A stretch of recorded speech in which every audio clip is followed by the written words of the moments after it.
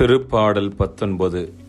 தாவீது அரசர் கடவுளை புகழ்ந்து பாடிய ஞானத்தின் திருப்பாடல். இந்த திருப்பாடல் படைப்பின் வழியாக கடவுள் தன்னை வெளிப்படுத்துகிறார் என்று விளக்கிக் கூறும் அழகான திருப்பாடல்.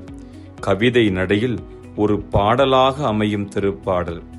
இறையியல், இறை சட்டங்கள், தனிப்பட்ட ஜெபம் ஆகியவற்றை மையமாக கொண்டு கடவுளின் வல்லமை, அவர் வார்த்தையில் உண்மை, கடவுளின் தூய்மை, இப்படி பல கருத்துக்களை அழகான கவிதை நடையில் எடுத்து கூறும் அழகிய திருப்பாடல் இந்த திருப்பாடல்.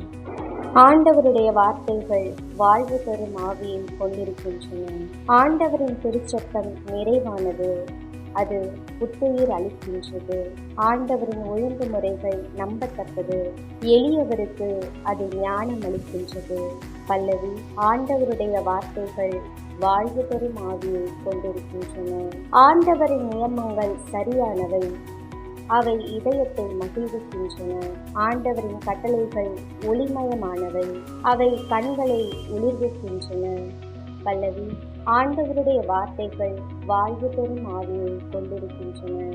ஆண்டவரை பற்றிய அச்சம் தூயது, அது எந்நாளும் நிலைத்திருக்கும். ஆண்டவரின் நீதி நெறிகள் உண்மையானவை, அவை முற்றிலும் நீதியானவை. பல்லவி. ஆண்டவருடைய வார்த்தைகள் வாழ்வு பெறும் ஆவியை கொண்டிருக்கின்றன. என் கற்பாரையும் மீட்பருமான ஆண்டவரே, என் வாயின் சொற்கள் உமக்கு ஏற்றவையாய் இருக்கட்டும். என் உள்ளத்தின் எண்ணங்கள் உமக்கு உகந்தவையாய் இருக்கட்டும். பல்லவி. ஆண்டவருடைய வார்த்தைகள் வாழ்வு பெறும் ஆவியை கொண்டிருக்கின்றன.